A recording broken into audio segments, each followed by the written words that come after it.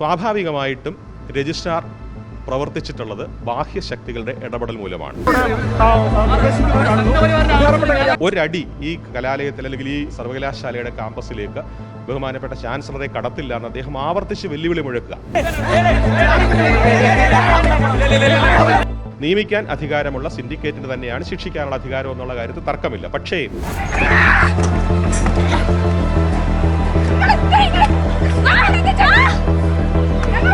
Syndicate ചേരാത്ത സമയത്ത് ഈ അധികാരം സ്വാഭാവികമായിട്ടും വൈസ് ചാൻസലർ നിക്ഷിപ്തമാണ്. സമാനമായ സാഹചര്യം എന്ന് പറഞ്ഞാൽ ഇടതുപക്ഷ തിട്ടൂരങ്ങൾക്ക് വഴങ്ങാത്ത ഗവർണർമാരും VC-മാരും അവർക്ക് അനഭിമതരാണ്.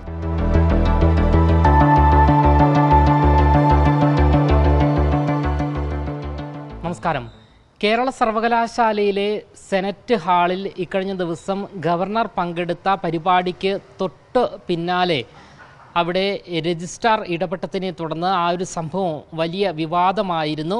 ആ വിവാദമായതിന് പിന്നാലെയാണ് രജിസ്ട്രാർ അനിൽകുമാറിനെ VC ഇക്കഴിഞ്ഞ ദിവസം സസ്പെൻഡ് ചെയ്യുന്നത്. ഇതിനെതിരെ വലിയ രീതിയിലുള്ള പ്രതിഷേധമാണ് നിലവിലിപ്പോൾ ഉയർന്നു വരുന്നത്. ഈ രജിസ്ട്രാറെ സസ്പെൻഡ് ചെയ്ത വിഷയത്തിൽ സർക്കാർ നിയമ നടപടിയുമായി മുന്നോട്ട് പോകുമെന്നാണ് വ്യക്തമാക്കുന്നത്. അതേസമയം തന്നെ VC ഈ ഒരു കാര്യത്തിൽ പറയുന്നത് നിയമപരമായാണ് ഈ ഒരു സസ്പെൻഷൻ നൽകിയിരിക്കുന്നത് എന്നാണ്. അതിൽ അച്ചടക്ക നടപടിയുടെ ഭാഗമായല്ല ആ ഒരു നിയമ നടപടി സ്വീകരിച്ചിരിക്കുന്നത് എന്നാണ് VC വ്യക്തമാക്കുന്നത്. എന്തായാലും ഈ ഒരു വിഷയവുമായി ബന്ധപ്പെട്ട് കേരള സർവകലാശാല BJP സിൻഡിക്കേറ്റ് അംഗം GS ഗോപകുമാർ ഇപ്പോൾ മറുനാടനോട് പ്രതികരിക്കുകയാണ്. നിലവിൽ കേരള സർവകലാശാല രജിസ്ട്രാറുടെ സസ്പെൻഷനാണ് പ്രധാന ചർച്ചാ വിഷയം. ഈ രജിസ്ട്രാറുടെ പിന്നിൽ ഈ ബാഹ്യശക്തികളുണ്ട്. അദ്ദേഹത്തിന് ഇത്തരത്തിലൊരു സസ്പെൻഷൻ നടപടി നേരിടേണ്ടി വന്നിരിക്കുന്ന സാഹചര്യത്തിൽ അത്തരത്തിലുള്ളൊരു ചോദ്യം ഉയർന്നു വരുന്നില്ലേ? തീർച്ചയായിട്ടും കേരള സർവകലാശാലയുടെ രജിസ്ട്രാർ എന്ന നിലയിൽ പ്രവർത്തിക്കുന്ന ശ്രീമാൻ അനിൽകുമാർ സാറ് അദ്ദേഹം ബാഹ്യശക്തികളുടെ പ്രേരണയാൽ ആണ് ഇത്തരത്തിലൊരു ഇടപെടൽ നടത്തിയത് എന്ന് തന്നെയാണ് ഞാൻ വിശ്വസിക്കുന്നത്. നമുക്കൊക്കെ അറിയാം, കേരള സർവകലാശാലയുടെ കേരളത്തിലെ മുഴുവൻ പ്രൈവറ്റ് അല്ലെങ്കിൽ സ്റ്റേറ്റ് യൂണിവേഴ്സിറ്റികളുടെയും ചാൻസലർ പദവി അലങ്കരിക്കുന്നത് കേരളത്തിൻ്റെ ബഹുമാനായിട്ടുള്ള ഗവർണറാണ്. ആ ഗവർണർ പങ്കെടുക്കുന്ന ഒരു പരിപാടി അതിന് താഴെ താരതമ്യേന ചാൻസലർക്ക് താഴെയാണ് വൈസ് ചാൻസലർ, അതിനും താഴെയുള്ള ഒരു ഉദ്യോഗസ്ഥൻ അലങ്കോലപ്പെടുത്താൻ സ്വമേധയാ മുന്നിട്ടിറങ്ങും എന്ന് ഞാൻ ഒരു കാരണവശാലും വിശ്വസിക്കുന്നില്ല. അപ്പോൾ മാത്രമല്ല, അദ്ദേഹത്തിന് ഇത് സംബന്ധിച്ച് ബഹുമാനപ്പെട്ട വൈസ് ചാൻസലറുടെ ഭാഗത്ത് നിന്ന് വേണ്ടത്ര നിർദ്ദേശമോ അല്ലെങ്കിൽ അറിയിപ്പോ ഒന്നും കിട്ടിയിട്ടുണ്ടായിരുന്നില്ല. അപ്പോൾ സ്വാഭാവികമായിട്ടും രജിസ്ട്രാർ പ്രവർത്തിച്ചിട്ടുള്ളത് ബാഹ്യശക്തികളുടെ ഇടപെടൽ മൂലമാണ്. ഇത് സംശയിക്കാൻ വേറെയും കാരണമുണ്ട്. ഈ പരിപാടി നടത്താൻ വേണ്ടിയ സംഘാടകർക്ക് അനുവദിച്ചിരിക്കുന്ന സമയം 5 മണി മുതലാണ്. അവർ പ്രോഗ്രാം ഷെഡ്യൂൾ ചെയ്തിരിക്കുന്നത് 5:30 മുതലാണ്. അപ്പോൾ 5:30 മുതൽ ഓരോ മിനിറ്റും ഈ പരിപാടിയിലെ കാര്യപരിപാടിയുണ്ട്. ഓരോരുത്തർക്ക് സംസാരിക്കാനുള്ള സമയപരിധി അടക്കം നിശ്ചയിച്ചിട്ടാണ് ഷെഡ്യൂൾ ചെയ്തിരിക്കുന്നത്. അത് രാജ്ഭവനിൽ നിന്നുള്ള നിർദ്ദേശമനുസരിച്ച് ഷെഡ്യൂൾ ചെയ്യുന്നതാണ്. അപ്പോൾ അങ്ങനെ നിശ്ചയിക്കപ്പെട്ട ആ പരിപാടി 55 മിനിറ്റ് വൈകി 6:25 ആരംഭിക്കുന്നത്. ഈ സമയം അത്രയും മാധ്യമങ്ങളോട് സംസാരിക്കുന്നത് അടക്കം ഈ പരിപാടിക്ക് ഞാൻ അനുമതി നിഷേധിക്കും എന്നുള്ള നിലയിൽ ഭീഷണി മുഴക്കുന്നുണ്ട്. മാധ്യമങ്ങളോട് ആ കാര്യം പറയുന്നുണ്ട്. പക്ഷേ രേഖാമൂലം അദ്ദേഹം ഒരു അനുമതി നിഷേധിച്ചുകൊണ്ടുള്ള കുറിപ്പ് ആർക്കും കൊടുക്കാനും തയ്യാറായിട്ടില്ല. ഇതേ സമയത്ത് തന്നെ സർവകലാശാലയുടെ കവാടത്തിൽ CPM-ന്റെ സിൻഡിക്കേറ്റ് അംഗമായ ശ്രീമാൻ ഷിജു ഖാൻ അദ്ദേഹം മാധ്യമങ്ങളോട് വളരെ ഉച്ചത്തിൽ വെല്ലുവിളി നടത്തുകയായിരുന്നു. ഒരടി ഈ കലാലയത്തിൽ അല്ലെങ്കിൽ ഈ സർവകലാശാലയുടെ ക്യാമ്പസിലേക്ക് ബഹുമാനപ്പെട്ട ചാൻസലറെ കടത്തില്ല എന്ന് അദ്ദേഹം ആവർത്തിച്ച് വെല്ലുവിളി മുഴക്കുക. അപ്പോൾ ഇതെല്ലാം കൂടി ചേർത്ത് വായിക്കുന്ന സമയത്ത് ഏതാനും ഇടത് സിൻഡിക്കേറ്റ് അംഗങ്ങൾ അവരുടെ പാർട്ടിയുടെ താല്പര്യമനുസരിച്ച് നിർദ്ദേശമനുസരിച്ച് ഒരു തിരക്കഥ തയ്യാറാക്കി ഗവർണറുടെ പരിപാടി അലങ്കോലപ്പെടുത്താൻ ശ്രമിക്കുകയായിരുന്നു. അപ്പോൾ ആ ശ്രമത്തിൻ്റെ ഭാഗമായിട്ടാണ് ഈ തരത്തിലൊരു നടപടിയിലേക്ക് കേരള സർവകലാശാല ഇപ്പോൾ കടന്നത് എന്ന് തന്നെയാണ് എൻ്റെ വിശ്വാസം. നിലവിലിപ്പോൾ രജിസ്ട്രാറുടെ സസ്പെൻഷൻ അത്തരത്തിൽ നടത്താൻ പറ്റില്ല, നിയമപരമായി നടത്താൻ പറ്റില്ല, അതിനെ നിയമപരമായി കോടതിയിലൂടെ നേരിടുമെന്നാണ് സംസ്ഥാന സർക്കാർ പറയുന്നത്. ഇതിനെ എങ്ങനെയാണ് നോക്കിക്കാണും?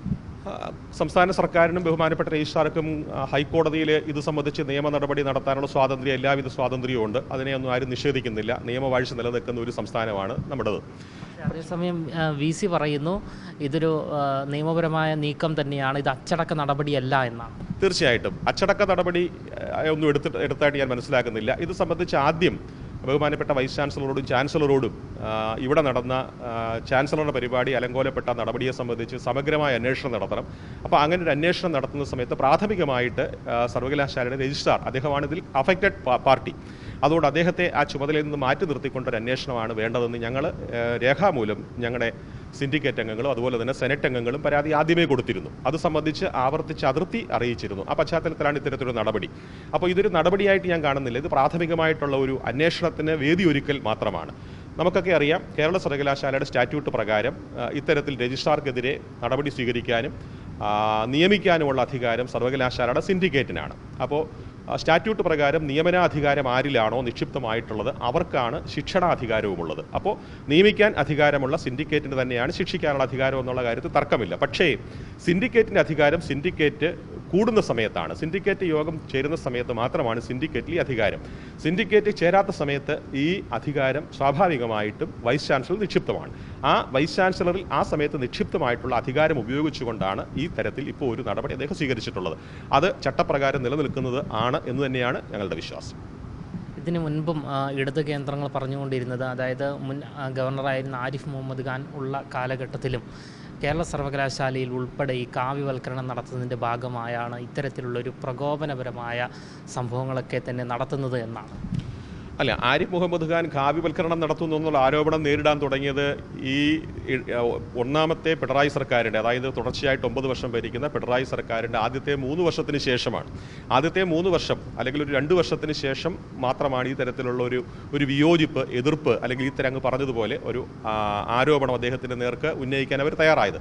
ആദ്യത്തെ 2 വർഷം അദ്ദേഹം നല്ല മനുഷ്യനായിരുന്നു. അതെന്തുകൊണ്ടാണ് ആ തരത്തിൽ അദ്ദേഹം നല്ലവനായതെന്നും ആ സമയത്ത് ഗവർണർ കാവ്യവൽക്കരണത്തിന് ശ്രമിച്ചില്ല എന്നൊക്കെ അവരെ കൊണ്ട് തോന്നിപ്പിച്ചതിൻ്റെ കാരണം പിന്നീടാണ് മനസ്സിലായത്. കേരളത്തിലെ സർവകലാശാലയിൽ ഈ തരത്തിൽ ഇടതുപക്ഷത്തിൻ്റെ ഒരു ആധിപത്യം ഉണ്ടായിരുന്നു. അപ്പോൾ ആ ആധിപത്യം സാഹചര്യങ്ങളുടെ സമ്മർദ്ദം കൊണ്ടോ മറ്റ് പല പ്രേരണകൾ കൊണ്ടോ ആദ്യത്തെ കാലഘട്ടത്തിൽ ബഹുമാനപ്പെട്ട ആരിഫ് മുഹമ്മദ് ഖാനും വിധേയപ്പെട്ടു എന്നാണ്. അതുകൊണ്ടാണല്ലോ കണ്ണൂർ സർവകലാശാലയുടെ VC നിയമനം സംബന്ധിച്ചൊക്കെ അദ്ദേഹം വെളിപ്പെടുത്തിയ യാഥാർത്ഥ്യങ്ങൾ. പക്ഷേ തുടർച്ചയായിട്ട് അതിനങ്ങനെ വിധേയപ്പെട്ട് നിൽക്കാൻ കഴിയില്ല എന്നൊരു നിലപാടെടുത്തപ്പോൾ അദ്ദേഹം ഇവർക്കൊക്കെ അനഭിമതനായി. അതാണ് യാഥാർത്ഥ്യം. സംഭവം തന്നെയല്ലേ ഇപ്പോഴും ഉണ്ടായിക്കൊണ്ടിരിക്കുന്നത് എന്നുള്ള ചോദ്യമാണോ? സമാനമായ സാഹചര്യം എന്ന് പറഞ്ഞാൽ ഇടതുപക്ഷ തിട്ടൂരങ്ങൾക്ക് വഴങ്ങാത്ത ഗവർണർമാരും VCമാരും അവർക്ക് അനഭിമതരാണ്. ഇടതുപക്ഷം എന്ത് പറയുന്നു? ഉദ്യോഗസ്ഥന്മാരെ ഭീഷണിപ്പെടുത്തിക്കൊണ്ടാണ് കാര്യങ്ങളൊക്കെ എല്ലാ കാലത്തും അവർ ചെയ്തിരുന്നത്. അപ്പോൾ അതിന് വഴങ്ങാത്ത വൈസ് ചാൻസലർ വന്നിരിക്കുന്നു, അതിന് വഴങ്ങാത്ത ഗവർണർ വന്നിരിക്കുന്നു. അപ്പോൾ സ്വാഭാവികമായിട്ടും അവരോടൊക്കെ കലഹിക്കുക എന്നുള്ളതേ അവർക്ക് ചെയ്യാനുള്ളൂ. അത് അതിൻ്റെ വഴിക്ക് പോകുന്നു. അതുതന്നെയാണ് യാഥാർത്ഥ്യം. എന്തായാലും ഈ ഒരു വിഷയത്തെ സർക്കാർ നിയമപരമായി നേരിടും എന്ന് പറയുമ്പോഴും VC പറയുന്നത് കൃത്യമായ നിയമത്തിൻ്റെ അടിസ്ഥാനത്തിലാണ് ഈ രജിസ്ട്രാറെ സസ്പെൻഡ് ചെയ്തിരിക്കുന്നത് എന്നാണ്. അച്ചടക്ക നടപടിയുടെ ഭാഗമായല്ല ഈ ഒരു നടപടി ഉണ്ടായിരിക്കുന്നത് എന്നാണ്. എന്തായാലും ഈ ഒരു വിഷയം ഈ രാജ്ഭവനിലെ ഭാരതാംബിയുമായി ബന്ധപ്പെട്ട് ഉയർന്നു വന്ന ഈ ഒരു വിഷയത്തെ തുടർന്ന് സംസ്ഥാന സർക്കാരും ഗവർണറും തമ്മിലുള്ള പോര് വർദ്ധിച്ചുകൊണ്ടിരിക്കുകയാണ് എന്ന് വ്യക്തമാവുകയാണ്. ക്യാമറമാൻ അഖിൽ അശോകിനൊപ്പം അമൽ രുദ്ര, മറുനാടൻ മലയാളി, തിരുവനന്തപുരം.